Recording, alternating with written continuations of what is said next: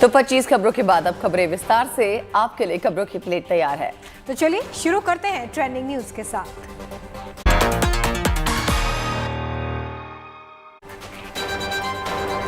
Corona हालात में सुधार के बाद सरकार ने बदले नियम। विदेशी मुसाफिरों को नहीं रहना होगा क्वारंटीन। 14 फरवरी से लागू होंगे नए नियम। विधानसभा चुनाव के लिए आज धुआंधार प्रचार। यूपी उत्तराखंड में प्रधानमंत्री की रैली। अमित शाह जनता से मांगेंगे वोट। नई दिल्ली रेलवे स्टेशन से अब सीधे मेट्रो तक पहुंचना आसान। डीएमआरसी ने बनाया खास स्काई वॉक। कच्चा बादाम गाना गाकर सेलिब्रिटी बना मूंगफली बेचने वाला। पुलिस ने किया सम्मानित। सोशल मीडिया पर धूम मचा रहा है गाना। भारत और वेस्ट इंडीज के बीच अहमदाबाद में आज तीसरा वनडे मैच। टीम इंडिया के पास क्लीन स्वीप करने का सुनहरा मौका।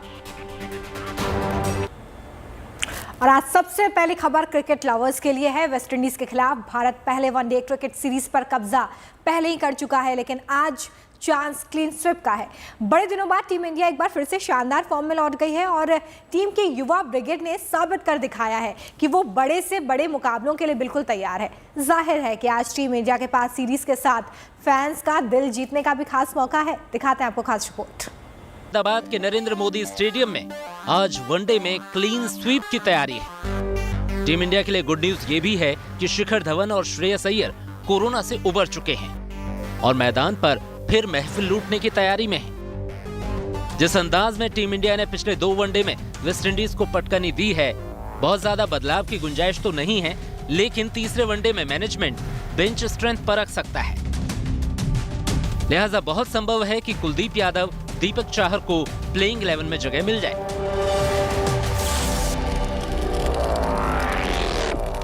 फिलहाल टीम मैनेजमेंट के लिए सबसे बड़ी राहत ये है कि फिलहाल टीम इंडिया की सबसे बड़ी ताकत ये है कि उसके खेमे में एक नहीं कई मैच विनर हैं। जहां बल्लेबाज नाकाम होते हैं, वहां गेंदबाज मैच जिता रहे हैं। टॉप ऑर्डर नाकाम होता है तो मिडिल ऑर्डर उसकी भरपाई करता नजर आता है।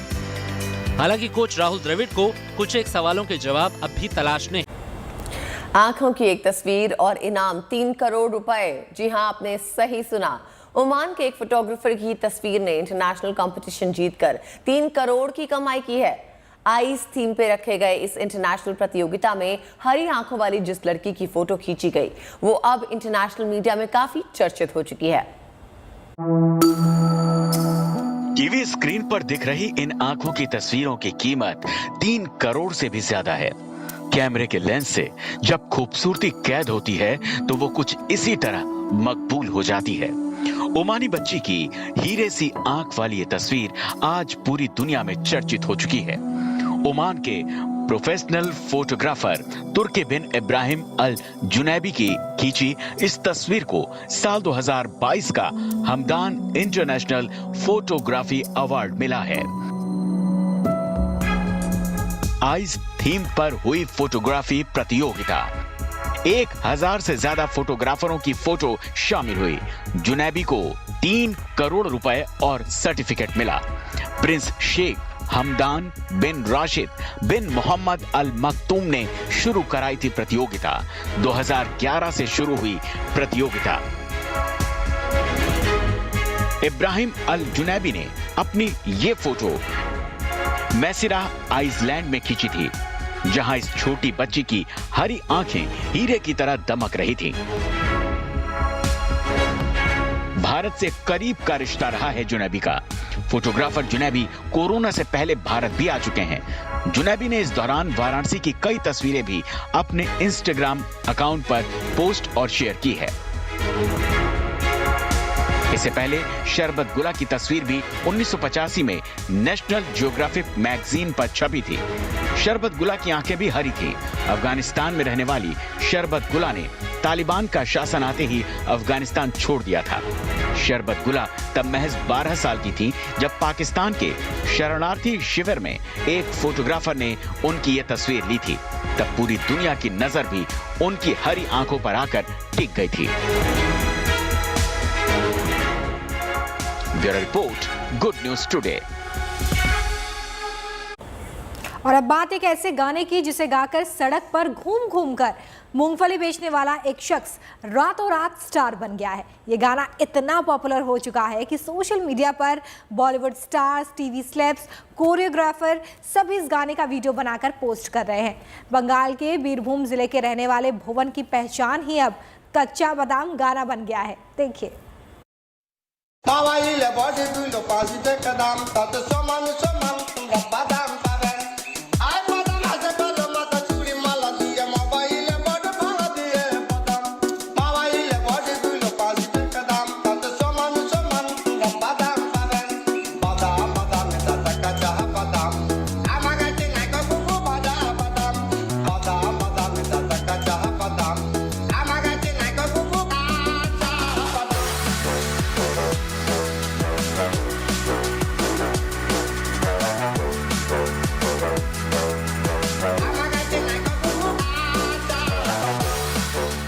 बादाम का अगर अंदाज ऐसा हो तो ये बादाम भी क्या खूब है।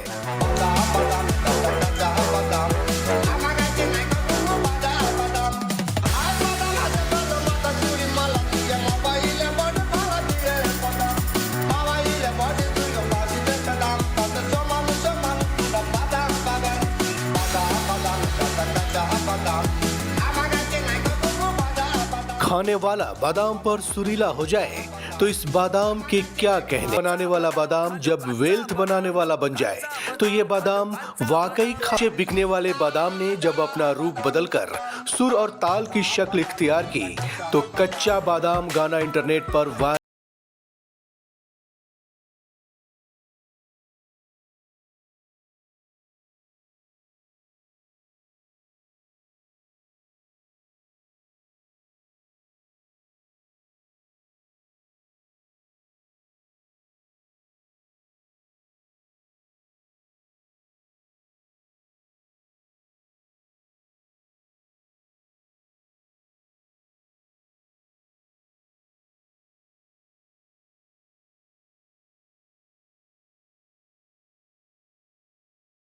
और अब सुनिए कच्चा बादाम का ओरिजिनल सॉन्ग। बादाम पाबेन बादाम बादाम दादा कच्चा बादाम आमा गाছে নাই কবু ভাজা বাদাম आमा गाছে पाबे শুধু কাঁচা বাদাম। जो गलियों से निकलकर सोशल मीडिया के गलियारों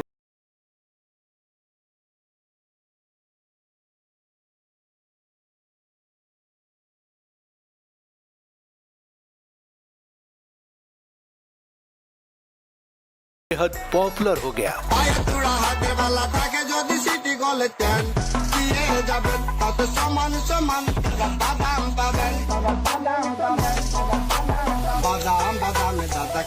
और रातों रात स्टार बन गए भुवन बदायकर। আমি ভাবতে পারিনি যে এখানে আমি পৌঁছবো, তবে ভগবান যে আমার এরকম কৃপা করবে আমি তাও জানি না, স্বপ্নেও জানি না। তবে এখন যে ভাইরাল হয়েছে আমার খুব ভালো লাগছে। আমি প্ল্যান ভাবি নাই যে এরকম হাইলাইট হবে বা আমি নিজে গানটা তৈরি করেছি, আমি ভাবতে পারিনি যে আমার ভাইরাল হয়ে যাবে। कच्चा बादाम के ओरिजिनल गाने को किसी प्रोफेशनल सिंगर ने नहीं गाया, इसे म्यूजिक स्टूडियो में रिकॉर्ड नहीं किया गया। इसे बंगाल के बीरभूम जिले के रहने वाले भुवन ने सड़कों पर घूमते टहलते गाया है, या यूं कहें कि गुनगुनाया है। बादाम पाबेन बादाम बादाम दादा कच्चा बादाम आमा गाছে নাই কবু ভাজা বাদাম। लेकिन देखते ही देखते ये गाना सोशल मीडिया पर धूम मचाने लगा।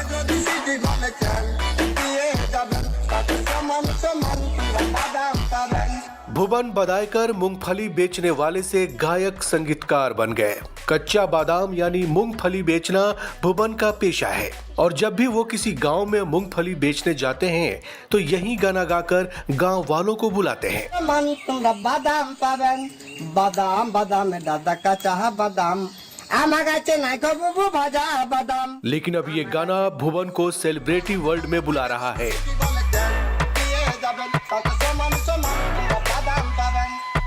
हर तरफ कच्चा बादाम के साथ साथ भुवन की चर्चा हो रही है। आम लोगों से लेकर सेलिब्रिटीज तक इंस्टाग्राम पर जमकर रील्स बना रहे हैं, और अब तो पुलिस महकमे में भी भुवन लोकप्रिय हो गए हैं। उन्हें उनकी उपलब्धि के लिए सम्मानित किया गया है। Suryagni Roy, Kolkata, good news today.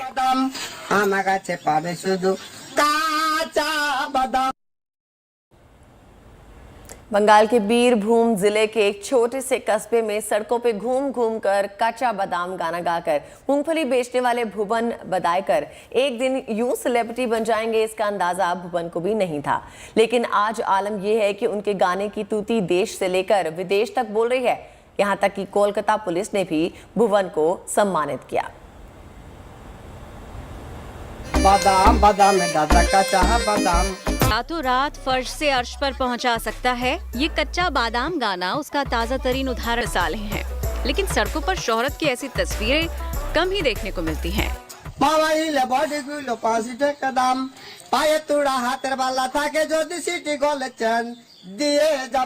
पश्चिम बंगाल के एक छोटे से कस्बे कुरालजूरी के रहने वाले भुवन बदायकर इंटरनेट सेंसेशन बन चुके हैं।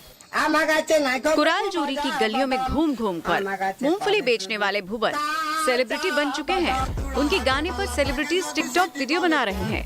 कई फिल्मी हस्तियां, टीवी एक्ट्रेस, मॉडल्स उनके गाने पर वीडियो बनाकर इंस्टाग्राम पर पोस्ट कर रहे हैं। यहाँ तक कि बॉलीवुड के मशहूर कोरियोग्राफर गणेश आचार्य भी खुद को कच्चा बादाम गाने पर थिरकने से रोक नहीं सके।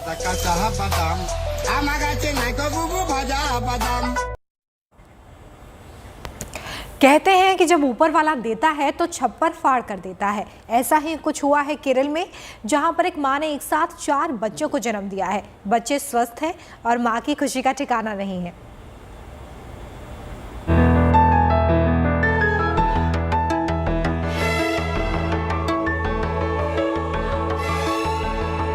ये खुशी मन के आंगन में खिले अरमानों की है। ये मुस्कान घर से बने गुलिस्तान की है। ये हिलोरे मारते उल्लास के पल नन्हे मेहमानों से है। ये खिलखिलाहट सूनी गोद भर जाने से है। आंखों की ये बेचैनी खत्म हुए इंतजार की है। माँ की आंखों से स्नेह की बौछार हो रही है। दुलार के आंचल में लिपटे इन नन्हे मेहमानों को ममता की गर्माहट दी जा रही है। इस माँ की गोद आबाद हुई है। इसके जीवन के आंगन में 4 नन्हे मेहमानों ने जगह बनाई है। लंबे इंतजार के बाद ये शुभ घड़ी आई है। कोटायम की रहने वाली 42 साल की प्रसन्ना कुमारी की प्रसन्नता का ठिकाना नहीं, जिन्होंने एक ही प्रसव में 4 बच्चों को जन्म दिया। जिनकी खुशी का ठिकाना नहीं, जच्चा बच्चा दोनों ठीक हैं। जिनकी किलकारियों से घर का आंगन गुलजार हुआ है। 42 साल की उम्र में मां बनी प्रसन्ना जानती हैं कि इन्होंने इन बच्चों की खिलखिलाहट देखने के लिए कितने सालों इंतजार किए, लेकिन इंतजार का फल इतना शानदार होगा इसका अंदाजा कभी नहीं था। खुशियां आई तो झोली भर कर आई। एक नहीं 4 बच्चों ने प्रसन्ना की कोख से जन्म लिया, जिसकी चर्चा हर तरफ है, पूरे शहर में है, पूरे देश में है। Bureau report, good news today. Rajasthan के सीकर में होने वाले खाटू श्याम मंदिर के लक्खी मेले का ऐलान हो गया है। 6 मार्च से इस मेले की शुरुआत होगी, जो 15 मार्च तक चलेगा। 378 साल से चली आ रही इस मेले की परंपरा को कोरोना संक्रमण की वजह से थोड़ा बदला गया है, लेकिन इस ऐलान से भक्त के साथ साथ स्थानीय व्यापारी काफी खुश हैं। खाटू श्याम के दरबार में लगेगा भक्तों का मेला। 6 मार्च से लगेगा फागुन लक्खी मेला। 10 दिनों बाद 15 मार्च को खत्म होगा मेला।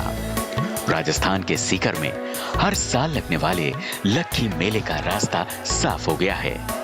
पिछले साल खाटू श्याम के दरबार में लक्खी मेला कोरोना की वजह से नहीं लगा था, लेकिन इस बार कुछ पाबंदियों के साथ जिला प्रशासन ने मार्च में होली से पहले इस मेले के आयोजन की अनुमति दे दी है। कोरोना के संक्रमण को देखते हुए इस मेले में शिरकत करने वाले श्रद्धालुओं के लिए नई गाइडलाइन तय की गई है। मंदिर में प्रसाद चढ़ाने, भजन, संध्या और स्नान पर रोक रहेगी। श्रद्धालुओं को कराना होगा ऑनलाइन रजिस्ट्रेशन। डबल डोज का वैक्सीनेशन सर्टिफिकेट लाना होगा। 72 घंटे की RT-PCR नेगेटिव रिपोर्ट जरूरी होगी।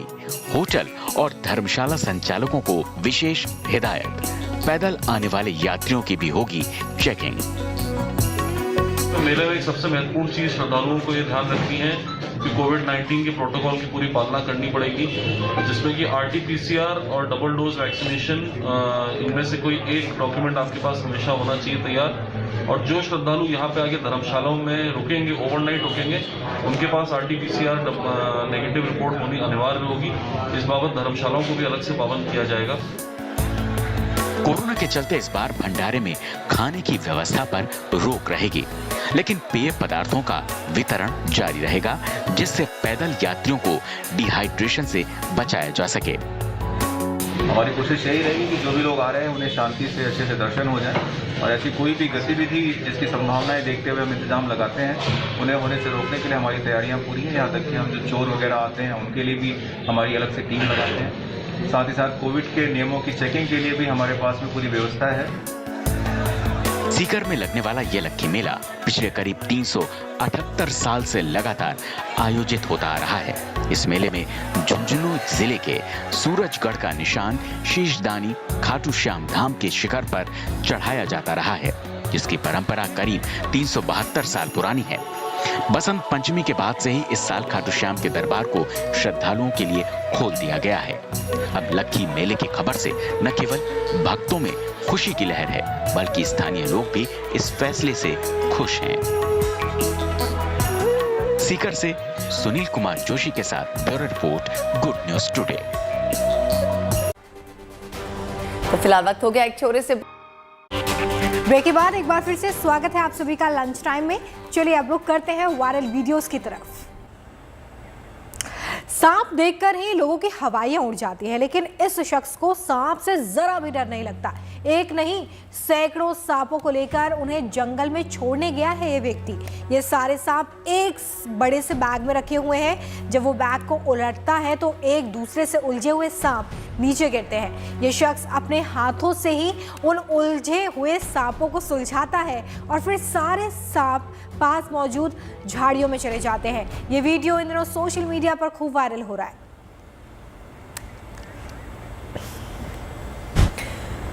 एक परिंदे की हरकत सोशल मीडिया पे वायरल हो गई। वीडियो न्यूजीलैंड के एक नेशनल पार्क का है। नेशनल पार्क में एक परिवार ठहरा हुआ था, तभी घर के बाहर रखे कैमरा पे परिंदे की नजर पड़ गई।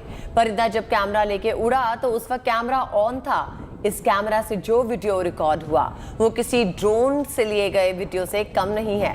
वीडियो के अंत में परिंदा कैमरा के कवर का एक हिस्सा अपनी चोंच में लिए दिखाई दे रहा है और बाद में ये कैमरा उसके मालिक को वापस मिल जाता है।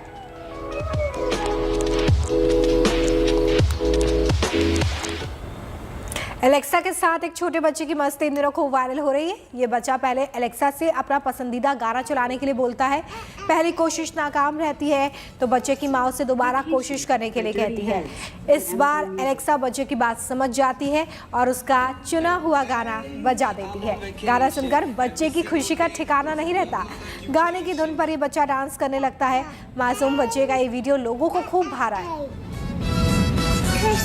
Vacation by Dirty Heads on Amazon Music. Hey, I'm on vacation every single day 'cause I love my occupation. Yeah. ये नायाब कलाकृति देखकर आप दंग रह जाएंगे। एक कलाकार ने तमाम छोटी मोटी चीजों को मिलाकर ऐसा कारनामा किया जिसे देखकर लोग हैरान हो रहे हैं। दूर से देखने पर ये कलाकृति किसी चिड़िया की 3D तस्वीर जैसी लगती है, लेकिन जब आप इस कलाकृति के पास पहुंचते हैं तो पता चलता है कि तमाम छोटी चीजों को नायाब तरीके से सजाकर इस कलाकृति को बनाया गया है। यहाँ एक नहीं बल्कि चिड़ियों की ऐसी कई कलाकृतियां मौजूद हैं। तो देखिए आपने वो वीडियोस जो इस वक्त इंटरनेट पे वायरल हो रही हैं। अब आगे बढ़ते हैं। लता जी आज भले ही हमारे बीच ना रही हो, लेकिन हमारे दिलों में उनकी आवाज़, उनके सुरों का पूरा संसार बसा है। उनके चाहने वाले उन्हें कैसे याद कर रहे हैं, इसकी अनूठी तस्वीर आगर मालवा से सामने आई है। यहाँ एक शिक्षक ने लता जी को श्रद्धांजलि देने के लिए लता जी के जीवन पे लता चालीसा लिख डाली। लता चालीसा में लता मंगेशकर के जन्म से लेकर उनके जीवन के तमाम पड़ाव के अंशों को शब्दों और चौपाइयों में पिरोया गया है। दशरथ मसानिया ने इससे पहले कई विषयों पे चालीसा लिखी है।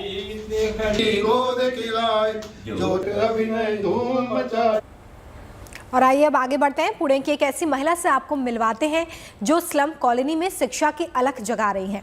बड़ी बात यह है कि गुलनार खुद कभी स्कूल नहीं गई हैं, लेकिन बावजूद इसके उनका जज्बा काबिले तारीफ है। देखिए।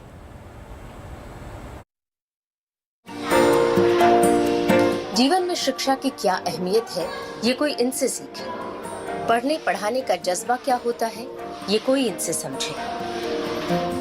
बचपन में कभी स्कूल नहीं गई, लेकिन आज अपने दम पर शिक्षा की अलख जगा रही हैं गुलनार ईरानी। पुणे की रहने वाली 36 साल की गुलनार खुद भी पढ़ती हैं और शाम को झुग्गियों में रहने वाले बच्चों को पढ़ाती भी हैं। गणित और अंग्रेजी से गुलनार का खास लगाव है। बच्चों को अंग्रेजी न सिर्फ लिखना पढ़ना बल्कि बोलना भी सिखाती है। पढ़ाती तो मैं बहुत सालों से हूँ और मौलाना हुसैन मतलब हमारे जो टीचर है ना, तो वो जब आए तो उन्होंने कहा कि तुम लोग भी पढ़ाया करो।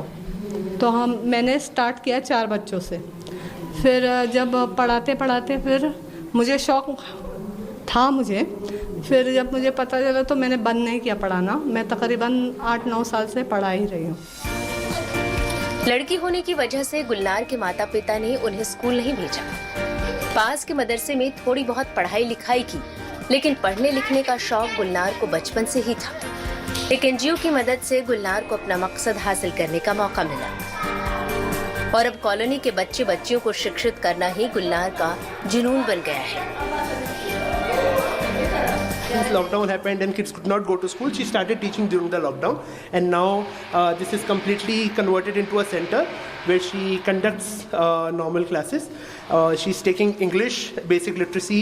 She's also trained to teach spoken English, and she's now getting training to also teach mathematics.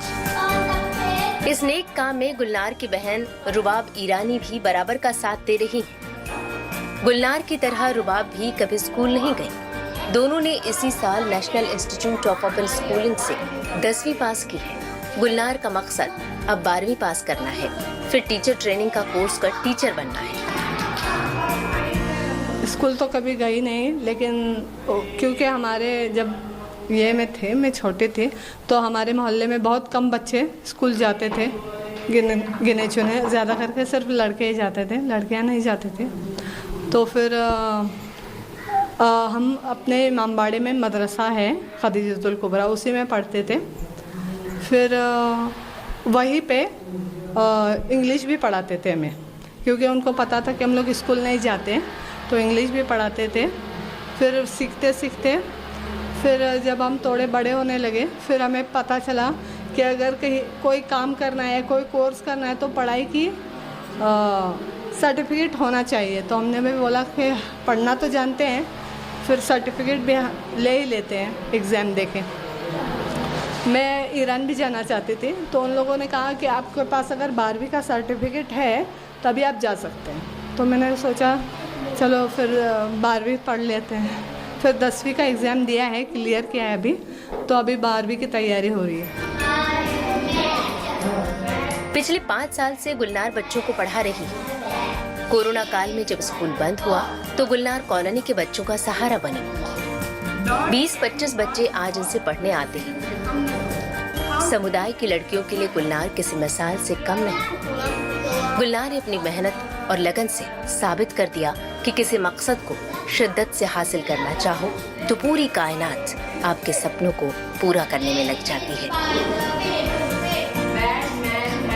Bureau report, good news today. Dharamshala में तिब्बत की संस्कृति को सहेजकर म्यूजियम शुरू किया गया है। संग्रहालय में आने वाले पर्यटकों को एक ऐसा मंच मिलेगा जिसके माध्यम से वो तिब्बत की कला और संस्कृति को जान सकेंगे, महसूस कर सकेंगे। और ये म्यूजियम तिब्बत के संघर्ष की दास्तां बयां करता है कि कैसे इस छोटे से मुल्क ने कठिन परिस्थितियों में भी जीने की राह को ढूंढा है। इस म्यूजियम में तिब्बत की सदियों पुरानी धरोहर को भी प्रदर्शित किया गया है। देखिए खास रिपोर्ट।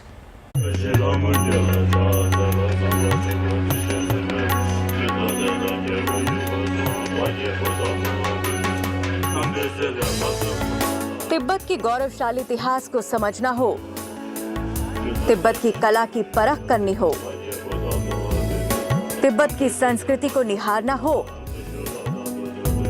तिब्बत के संघर्षों की कहानी समझनी हो, तिब्बत की आजादी की लड़ाई लड़ने वालों के जुनून को देखना हो, तो धर्मशाला में स्थित तिब्बत संग्रहालय में कदम रखिए। ये संग्रहालय आपको बताएगा कि तिब्बत ने चीन की विस्तारवादी सोच के आगे कभी हार नहीं मानी। ये संग्रहालय आपको सुनाएगा कि कैसे तिब्बत ने कठिन परिस्थितियों में जीने की राह ढूंढी। धर्मशाला में तिब्बती प्रशासन के माध्यम से इस संग्रहालय का उद्घाटन समारोह आयोजित किया गया। इस मौके पर तिब्बत के नेता पेम्पा सेरिंग ने हिस्सा लिया, जिनकी मौजूदगी में एक प्रार्थना सभा आयोजित हुई। फिर संग्रहालय का उद्घाटन किया गया। इस संग्रहालय में तिब्बत से जुड़े पारंपरिक परिधान, गहने, सदियों पुरानी चक्की समेत तिब्बती संघर्ष पर केंद्रित राजनीतिक पक्ष को दर्शाया गया। इस संग्रहालय में तिब्बत की सदियों पुरानी संस्कृति, सदियों पुरानी कला को प्रदर्शित किया गया, ताकि यहाँ आने वाले हर पर्यटक तिब्बत को समझ सके, उसे सुन सके, उसके बारे में दूसरों को सुना सके, उसके सरोकारों का आंकलन कर सके कि तिब्बत क्या चाहता है, तिब्बत के क्या हालात है। So eventually we are planning to develop a virtual guide, develop a guide, and then we can create that in different languages of India, so that India or internationally, so anybody who comes here can listen to the stories of Tibet in their own language. This might take a little more time. Tibet प्रशासन की एक नेक पहल है, जिससे संग्रहालय में आने वाले पर्यटकों को एक ऐसा मंच मिलेगा जिसके माध्यम से वो तिब्बत की कला और संस्कृति को छू सकेंगे, उसके गौरवशाली इतिहास के पन्नों को पलट सकेंगे, तिब्बत के अतीत को बेहद करीब से देख सकेंगे, जिससे पर्यटकों की दिलचस्पी बढ़ेगी। Bureau report, good news today. फिलहाल एक और छोटा सा ब्रेक, जल्द लौटते हैं, आप बने रहिए हमारे साथ।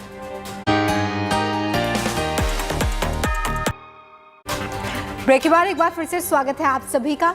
देखिए, चुनाव चल रहे हैं और ऐसे में अलग अलग रंग चुनाव के सामने आते रहते हैं, और एक ऐसा ही अलग रंग अब हम आपको दिखाने जा रहे हैं। आपको मिलवाते हैं सीएम योगी के कट कॉपी पेस्ट उम्मीदवार से। बाराबंकी से निर्दलीय चुनाव लड़ने जा रहे ये महाशय सीएम योगी के इतने बड़े फैन हैं कि चुनाव भले ही उनकी पार्टी के खिलाफ लड़ रहे हैं, लेकिन प्रचार बिल्कुल सीएम योगी के अंदाज में कर रहे हैं, बिल्कुल योगी जैसे पहनावे चाल ढाल के साथ। जब ये सड़कों पर प्रचार के लिए उतरते हैं तो लोग देखते ही रह जाते हैं। आप भी देखिए। बीजेपी के पोस्टर पर वैसे तो योगी मोदी का चेहरा चमक रहा है, लेकिन बाराबंकी से ये सज्जन अपना चेहरा योगी के नाम पर चमकाने की जुगत में है। दुनिया इन्हें नीरज के नाम से जानती है, लेकिन योगी की तरह दिखना, योगी की तरह बोलना और योगी स्टाइल में राजनीति इनका शौक ही नहीं, बल्कि इनका संस्कार है। बाराबंकी की रामपुर सीट से इस बार इन्होंने निर्दलीय पर्चा भरा है और अपने योगी स्टाइल की वजह से नीरज शर्मा अखबारों से लेकर टीवी तक चमक रहे हैं। नीरज सीएम योगी के हाई हार्ट फैन हैं और मुख्यमंत्री योगी को अपना गुरु मानते हैं। इतना ही नहीं, फेसबुक पर योगी से आशीर्वाद लेते अपनी तस्वीरें भी इन्होंने बड़ी शान से लगा रखी हैं। पैसे से लेकिन चुनाव के बाद समीकरण क्या बनेंगे और योगी आदित्यनाथ मुख्यमंत्री बनेंगे या नहीं, इस सवाल का जवाब खुद को योगी का चेला मानने वाले नीरज किसी मंझे हुए सियासी गुरु की तरह देते हैं। आपके गुरु हैं, आप शिष्य हैं, तो क्या नहीं चाहते हैं कि आपके गुरु ही मुख्यमंत्री के रूप में दिखे? हमारे चाहने ना चाहने से कुछ नहीं होता। हाँ। जनता जो चाहेगी वो होगा। हम एक निर्दलीय के रूप में अगर उतरे हैं तो एक बड़ी मजबूत विचारधारा को लेकर उतरे हैं। जो हमने अब तक 550 लाउड स्पीकर हमारे देवरूपी क्षेत्र में लगवाए हैं, वो किस लिए लगवाए हैं? हिंदू आस्था के प्रति। लोकतंत्र में अपनी हिस्सेदारी चुनने का हक सबको है, लिहाजा नीरज भी बाराबंकी से भाग्य आजमा रहे हैं। नीरज योगी की नीतियों के प्रबल समर्थक हैं और उन्हें लगता है कि बरसों पहले जो आशीर्वाद उन्होंने योगी से लिया था वो इस चुनाव में उनके काम आएगा। हम देख रहे हैं हमारे क्षेत्र में जातियां उठी हुई हैं फुटबॉल की भांति, और धर्म हमारा स्थापित है पत्थर की भांति। हम चाहते हैं धर्म उठे फुटबॉल की भांति और जातियां दबे पत्थर की भांति, क्योंकि जातियां खत्म होंगी, हिंदू जगेगा तो राष्ट्र बनेगा। बीजेपी इस चुनाव में मुख्यमंत्री योगी की छवि भुना रही है, तो उनके ये फैन योगी की छवि में ढलकर वोट का जुगाड़ बना रहे हैं। यूपी के महाचुनाव का एक रंग ये भी है और इस चुनावी रंग में भगवा भी भगवा के सहारे है और योगी को गुरु मानने वाला उनका चेला भी योगी के नाम और उनके अंदाज के भरोसे। Syed Rehan Mustafa, Barabanki, good news today. तो वहीं अमरोहा की हसनपुर से समाजवादी पार्टी के उम्मीदवार मुखिया गुर्जर इस बार म्यूजिकल प्रचार कर रहे हैं। वो जहां भी प्रचार करे जाते हैं, गाने और डांस से एक अलग ही माहौल बनाते हैं। इनके प्रचार के वीडियो आजकल खूब वायरल हो रहे हैं।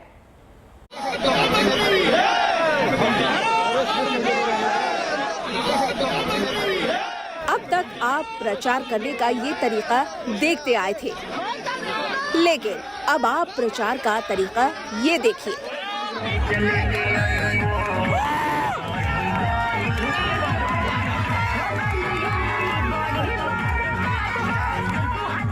ये नजारा किसी पार्टी का नहीं, बल्कि वास्तव में यहाँ चुनाव प्रचार चल रहा है।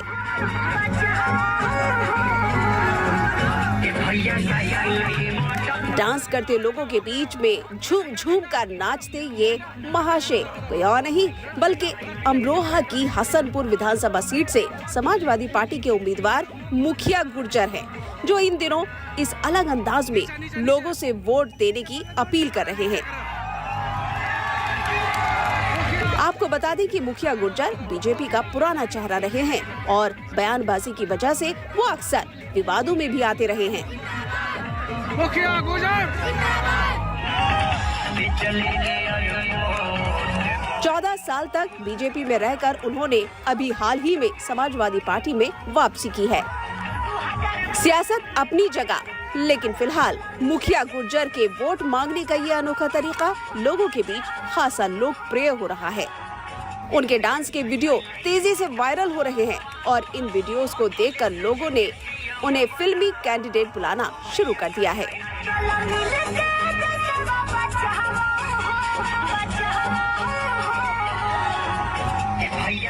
Bureau report, good news today.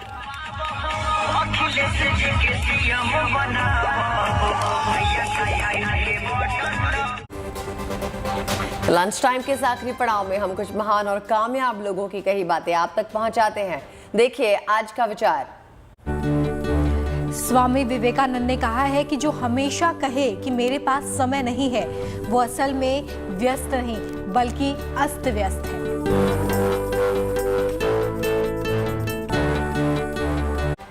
उम्मीद करते हैं कि आज के लंच टाइम में आपको पेट भर जानकारी मिल गई होगी। कल आपसे फिर से मुलाकात होगी ढेर सारी और अच्छी खबरों के साथ। तब तक के लिए हमें दीजिए इजाजत और आप देखते रहिए GNT यानी गुड न्यूज टुडे।